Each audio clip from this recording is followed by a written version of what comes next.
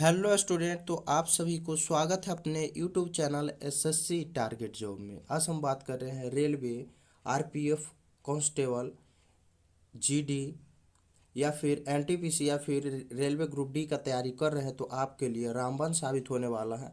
आप लोग इसे बारीकी से लगाना, जो याद ना हो उसे याद कर जरूर कर लेना, क्योंकि हर एक टॉपिक से रखा गया है आपके एग्ज़ाम के दृष्टि से। तो आप लोग इसे बारीकी से लगाना। अगर चैनल पे आप पहली बार हो तो चैनल को सब्सक्राइब कर लेना, बेल आइकन दबा लेना, क्योंकि ऐसे मोस्ट इंपॉर्टेंट एवं सेलेक्टेड वीडियो आपको जल्दी मिल सके और आपके एग्ज़ाम में बहुत आसानी तरीके से रिजल्ट दे सकते हो। और हर एक टॉपिक से रखा गया आपके एग्ज़ाम के देखते हुए, तो आप लोग इसे बारीकी से लगाना। देखिए, पहला क्वेश्चन क्या दिया गया है कि आईसीसी महिला टी20 कप 2024 कहाँ आयोजित किया जा रहा था। क्या गया है?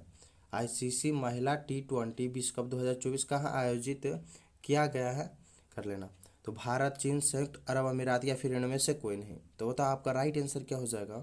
आपका राइट आंसर जो होगा वो होगा संयुक्त अरब अमीरात। कहाँ किया गया है? तो संयुक्त अरब अमीरात में किया गया था। ऑप्शन नंबर सी आपका राइट आंसर हो जाएगा। अगला प्रश्न दिया गया है कि पहली पूर्ण वातानुकूलित रेलगाड़ी भारत में कब चली थी। बताओ, पहली पूर्ण वातानुकूलित रेलगाड़ी भारत में कब चली थी। तो आपका राइट आंसर क्या हो जाएगा? Option number B. क्या हो जाएगा? ऑप्शन नंबर बी 1956 में चला था। कब चला था? 1956। ऑप्शन नंबर बी आपका राइट आंसर होगा। अगला प्रश्न दिया गया है बाल अगला प्रश्न क्या दिया गया है कि बल की परिभाषा आती है न्यूटन के कैमे नियम से। न्यूटन के गति के प्रथम नियम, न्यूटन के गति के दूसरे या फिर न्यूटन के गति के तीसरे नियम। तो बल की परिभाषा जो आती है वो न्यूटन के गति के पहले नियम। किस नियम से? तो न्यूटन के गति के पहले नियम से आते हैं बल की परिभाषा। तो आपका राइट आंसर क्या हो जाएगा? ऑप्शन नंबर ए हो जाएगा। अगला प्रश्न दिया गया है कि हवाई जहाज में फाउंटेन पेन से स्याही जो है वो बाहर निकल जाती है। क्यों? बताओ। हवाई जहाज में फाउंटेन पेन जो इसलिए नहीं ले जाया जाता है क्योंकि वहाँ ले जाने पे उससे स्याही बाहर निकल जाता है। तो किस कारण से निकलता है वो पूछ रहा है। तो वहाँ पे वायुमंडलीय दाब जो है वो बढ़ जाता है। क्या होता है? वायुमंडलीय दाब में बढ़ोतरी के कारण वहाँ पे स्याही बाहर निकल जाता है। इसलिए आपका राइट आंसर क्या हो जाएगा? ऑप्शन नंबर ए हो जाएगा। अगला प्रश्न दिया गया है पूर्णगठित मौद्रिक नीति समिति के अध्यक्ष कौन है। पूर्णगठित मौद्रिक नीति समिति के अध्यक्ष जो है वो कौन है? राष्ट्रपति, प्रधानमंत्री, आरबीआई के गवर्नर या फिर इनमें से कोई नहीं। तो आपका राइट आंसर हो जाएगा आरबीआई के गवर्नर। कौन होता है? आरबीआई के गवर्नर। आपका राइट आंसर हो जाएगा ऑप्शन नंबर सी। अगला प्रश्न दिया गया है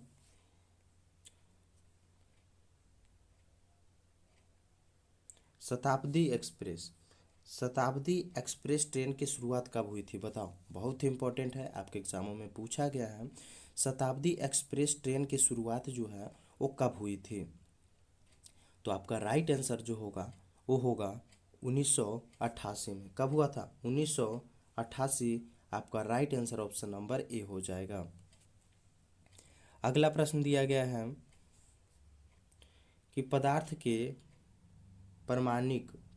परमाणिक सिद्धांत सर्वप्रथम किसने प्रस्तावित किया था। बताओ, पदार्थ के परमाणिक सिद्धांत सर्वप्रथम किसने प्रस्तावित किया था? न्यूटन, जॉन डाल्टन, फंक या इनमें से कोई नहीं। बहुत ही इंपॉर्टेंट क्वेश्चन है। तो आपका राइट आंसर हो जाएगा जॉन डाल्टन। कौन किया था? John Dalton. Option number B आपका राइट आंसर हो जाएगा। अगला प्रश्न दिया गया है किस किस अनुच्छेद में बच्चों के लिए निःशुल्क शिक्षा का प्रावधान है। बताओ, किस अनुच्छेद में बच्चे के लिए निःशुल्क शिक्षा का प्रावधान दिया गया है? अनुच्छेद 45, अनुच्छेद 51 के क या फिर अनुच्छेद 54 या इनमें से कोई नहीं। तो आपका राइट आंसर क्या हो जाएगा? आपका राइट आंसर हो जाएगा अनुच्छेद 45 में। किस में दिया गया है? अनुच्छेद 45 आपका राइट आंसर हो जाएगा ऑप्शन नंबर ए। निःशुल्क शिक्षा, बच्चों के लिए निःशुल्क शिक्षा, अनुच्छेद 45, option number A right answer हो जाएगा। अगला प्रश्न दिया गया है, संविधान का भाग 18, संविधान का भाग 18 किससे संबंधित? जितने भी प्रश्न हैं इंपॉर्टेंट है, प्रीवियस ईयर है, आप लोग ध्यान में रखना और याद जरूर कर लेना जो याद नहीं हो। संविधान का भाग 18 किससे संबंधित है? संविधान संशोधन, आपात स्थिति या केंद्र शासित प्रदेशों का प्रशासन से। तो संविधान का भाग 8 जो संबंधित है वो आपात स्थिति से। किससे है? आपात स्थिति, ऑप्शन नंबर बी आपका राइट आंसर हो जाएगा। अगला प्रश्न दिया गया है, हाल ही में भारत के संयुक्त राष्ट्र परिषद में अस्थायी सदस्मृति के लिए आवेदन का समर्थन क्या था? नेपाल, बांग्लादेश, भूटान या फिर इनमें से कोई नहीं। तो हाल ही में किस देश ने भारत के संयुक्त राष्ट्र परिषद में अस्थायी सदस्य स्मृति के लिए आवेदन की समर्थन क्या था? वो भूटान देश था। कौन था? भूटान देश था। करंट अफेयर का क्वेश्चन है, ध्यान में रखना। कौन था? भूटान, ऑप्शन नंबर सी आपका राइट आंसर हो जाएगा। अगला प्रश्न दिया गया है,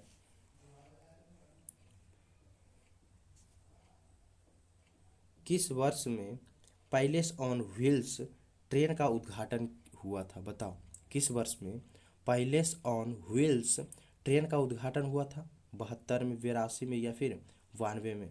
तो आपका राइट आंसर जो होगा वो होगा 1982 में। कब हुआ था? 1982 आपका राइट आंसर हो जाएगा, option number B. On Palace on Wheels train का उद्घाटन 1982।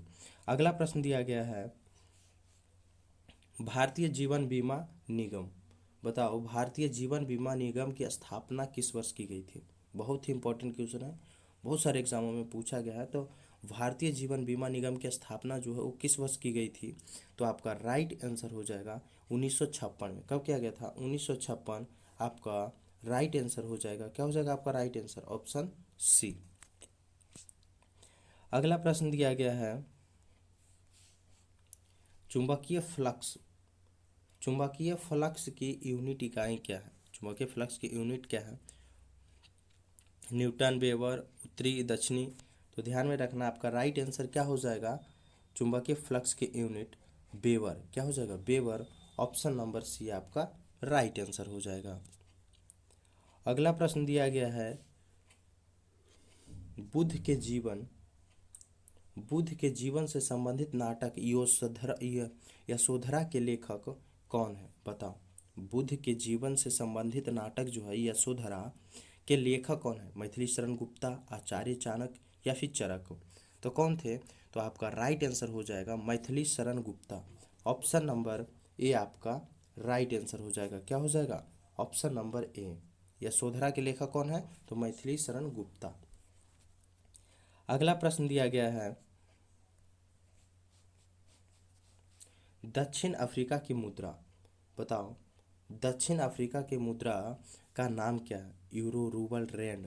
तो आपका राइट आंसर जो हो जाएगा वो हो जाएगा रैंड। क्या हो जाएगा? रैंड, ऑप्शन नंबर सी आपका राइट आंसर हो जाएगा। दक्षिण अफ्रीका की मुद्रा रैंड।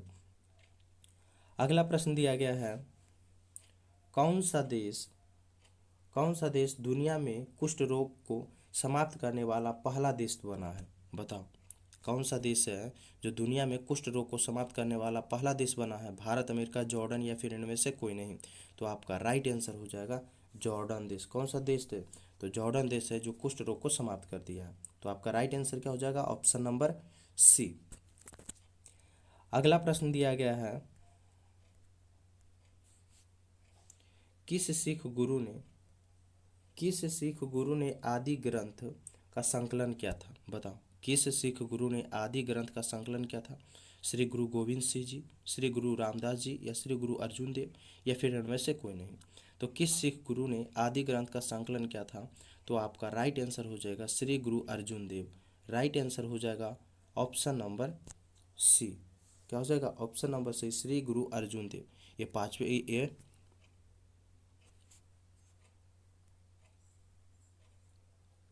अगला प्रश्न दिया गया है,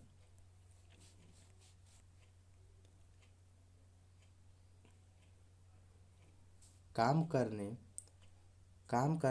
करने के अधिकार को राज्य के नीति निर्देशक तत्व में किस अनुच्छेद के अंतर्गत रखा गया है? बताओ। काम करने के अधिकार को राज्य के नीति निर्देशक तत्व में किस अनुच्छेद के अंतर्गत रखा गया है? अनुच्छेद 25, अनुच्छेद 32 या फिर अनुच्छेद 41। तो राज्य के नीति निर्देशक तत्व को अनुच्छेद 41 में के अंतर्गत रखा गया। तो आपका राइट आंसर क्या हो जाएगा? ऑप्शन नंबर सी, अनुच्छेद 41। अगला प्रश्न दिया गया है, श्रीरंगपट्टनम किस नदी के किनारे स्थित है? बहुत ही इंपॉर्टेंट क्वेश्चन है। बताओ कि श्रीरंगपट्टनम किस नदी के किनारे स्थित है? तो आपका राइट आंसर हो जाएगा कावेरी नदी। किस नदी के किनारे? कावेरी नदी। ऑप्शन बी आपका राइट आंसर हो जाएगा। अगला प्रश्न दिया गया है, अब तक काम में आने वाले विश्व का सबसे पुराना भाप इंजन कौन सा है? बताओ। अब तक काम में आने वाले विश्व का सबसे पुराना भाप इंजन कौन सा है? Watson, P, Fairy Queen, George Columbia या फिर इनमें से कोई नहीं। तो आपका राइट आंसर हो जाएगा फेयरी क्वीन आपका राइट आंसर हो जाएगा। Option number B.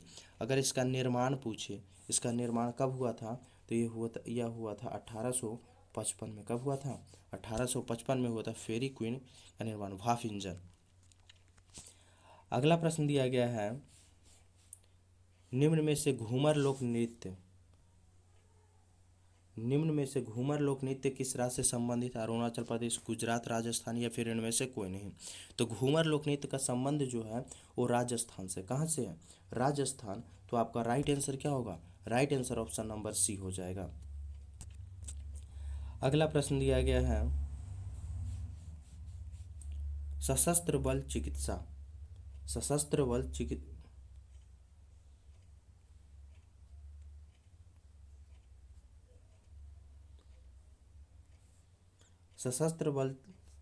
बल चिकित्सा सेवा की पहली महिला महानिदेशक कौन बनी है? बताओ कौन बनी है?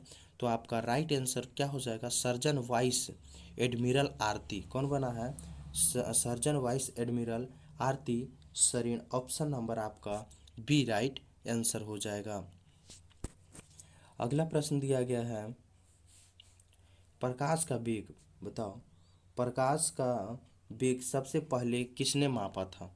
रोमर, न्यूटन, फेलिक्स या फिर इनमें से कोई नहीं। तो प्रकाश का वेग जो है सबसे पहले कौन मापा था? तो रोमर। कौन मापा था? रोमर। आपका राइट आंसर क्या हो जाएगा? राइट आंसर आपका ऑप्शन नंबर ए हो जाएगा। अगला प्रश्न दिया गया है, अधिकतम जैविक क्षति किससे होती है? बताओ।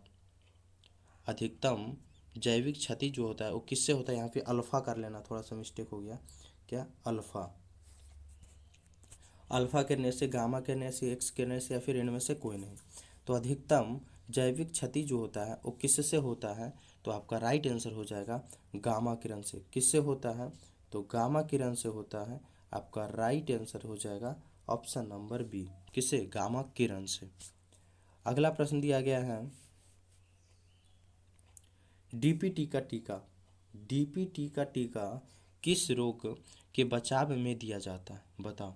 डीपीटी का टीका जो है वो किस रोग के बचाव में दिया जाता है? डिप्थीरिया, टेटनस, काली खांसी या फिर इनमें से सभी के लिए। तो आपका राइट आंसर हो जाएगा इनमें सभी में दिया जाता है डीपीटी का टीका। तो राइट आंसर क्या हो जाएगा? ऑप्शन नंबर डी, ये सभी रोगों में दिया जाता है। चलते हैं अगले प्रश्न की ओर। अगर आप लोग अभी तक वीडियो को लाइक नहीं किए तो वीडियो को लाइक कर देना। चैनल पे पहली बार हो तो चैनल को सब्सक्राइब जरूर कर लेना, क्योंकि ऐसे मोस्ट इंपॉर्टेंट एवं सेलेक्टेड वीडियो आपको जल्दी मिल सके। चलते हैं, अगला प्रश्न दिया गया है, किस तिथि को झंडा दिवस मनाया जाता है? बताओ। झंडा दिवस जो है वो किस तिथि को मनाया जाता है? तो आपका राइट आंसर हो जाएगा 7 दिसंबर। कब मनाया जाता है? 7 दिसंबर को मनाया जाता है। ऑप्शन नंबर ए आपका राइट आंसर हो जाएगा। अगला प्रश्न दिया गया है, निम्न में से नाभिक की खोज किसने की थी? बताओ। नाभिक का खोज जो है वो किसने किया था? तो आपका राइट आंसर क्या हो जाएगा? रदरफोर्ड। कौन किया था? रदरफोर्ड क्या था? ऑप्शन नंबर आपका ए राइट आंसर हो जाएगा। अगर पूछ दिया कब क्या था, बताओ नाभिक का खोज जो है कब क्या था, तो ये भी ध्यान में रखना। 1900 कब क्या था, 1911 में। कब क्या था, 1911 में क्या था। आपका option number A right answer हो जाएगा। अगला प्रश्न दिया गया है, आइस हॉकी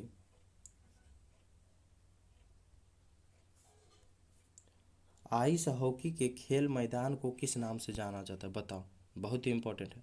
आइस हॉकी के खेल मैदान को किस नाम से जाना जाता है, तो आपका राइट आंसर हो जाएगा रिंग। किस, यहाँ पे रिंग कर लेना, सुधार लेना, क्या होता है रिंग, किससे, रिंग के नाम से जाना जाता है। तो ध्यान कर ले, ऑप्शन ऑप्शन सी में सुधार लेना, राइट आंसर हो जाएगा रिंग। अगला प्रश्न दिया जाता है, अक्टूबर 2024 में अक्टूबर 2024 में कैबिनेट द्वारा किन भाषाओं को शास्त्रीय भाषा का दर्जा दिया गया है, बताओ। अक्टूबर 2024 में कैबिनेट द्वारा किन भाषाओं को शास्त्रीय भाषा का दर्जा दिया गया है, मराठी, पाली, प्राकृति या फिर इनमें से कोई नहीं। तो आपका राइट आंसर क्या हो जाएगा, इस पे राइट आंसर हो जाएगा ये सभी, क्या हो जाएगा, सभी भाषाओं को, तीनों को दिया गया है। आपका राइट आंसर हो जाएगा ये सभी। अगला प्रश्न दिया गया है, निम्न में से राजगृह निम्न में से राजगृह नगर के संस्थापक कौन थे, उदयन, बिंबिसार, सम्राट अशोक या फिर इनमें से कोई नहीं। तो कौन थे राजगृह नगर के संस्थापक, तो आपका राइट आंसर क्या हो जाएगा, बिंबिसार। ऑप्शन नंबर बी आपका राइट आंसर हो जाएगा, क्या हो जाएगा, ऑप्शन नंबर बी। अगला प्रश्न दिया गया है, अकबर द्वारा दास प्रथा का अंत अकबर द्वारा दास प्रथा का अंत कब किया गया था, 1562, 1563, 1564 में। तो अकबर द्वारा दास प्रथा का अंत कब किया गया था, तो आपका राइट आंसर हो जाएगा 1562 में। कब किया गया था, 1562। ऑप्शन नंबर ए आपका राइट आंसर हो जाएगा।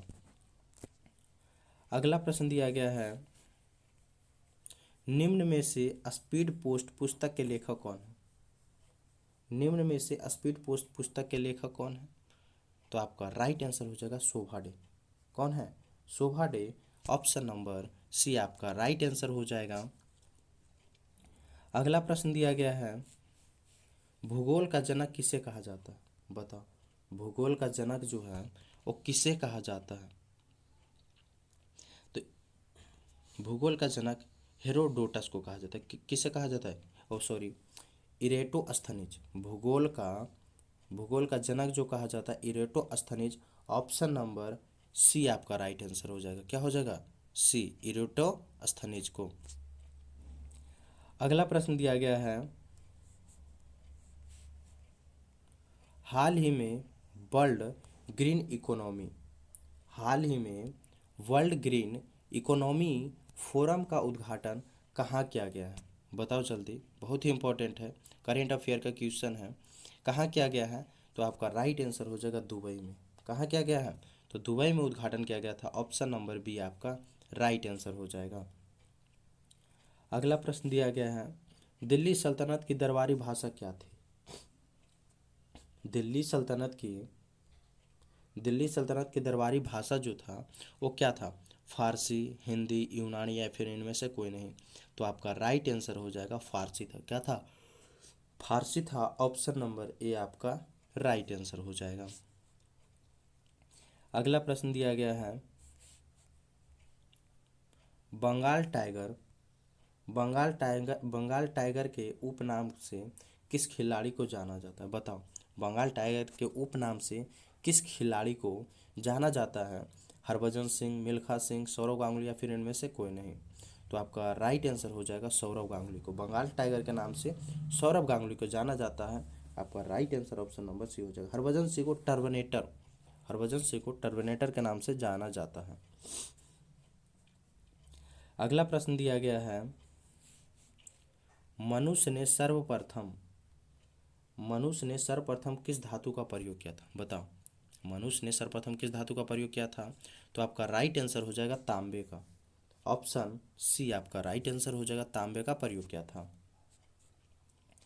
अगला प्रश्न दिया गया है, महाराणा प्रताप जी का जन्म, महाराणा प्रताप जी का जन्म किस किला में हुआ था? रायगढ़ किला में,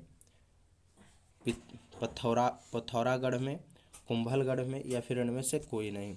तो आपका राइट आंसर हो जाएगा, महाराणा प्रताप जी का जन्म जो हुआ था कुंभलगढ़ में हुआ था। ऑप्शन नंबर सी आपका राइट आंसर हो जाएगा। अगला प्रश्न दिया गया है, हाल ही में नीति आयोग ने महिला उद्यमिता मंच की शुरुआत किस राज्य के साथ की थी? बताओ, हाल ही में नीति आयोग ने महिला उद्यमिता मंच की शुरुआत किस राज्य में की थी? उत्तर प्रदेश, आंध्र प्रदेश, तेलंगाना, या फिर इनमें से कोई नहीं? तो आपका राइट आंसर हो जाएगा तेलंगाना। कहाँ किए थे? तो तेलंगाना राज्य में शुरू की थी। ऑप्शन सी आपका राइट आंसर हो जाएगा। अगला प्रश्न दिया गया है, बुली शब्द किस खेल से संबंधित है? बताओ, बुली शब्द जो है वो किस खेल से संबंधित है? आपका राइट आंसर हो जाएगा हॉकी से संबंधित है। बहुत ही इंपॉर्टेंट और लाजवाब क्वेश्चन है।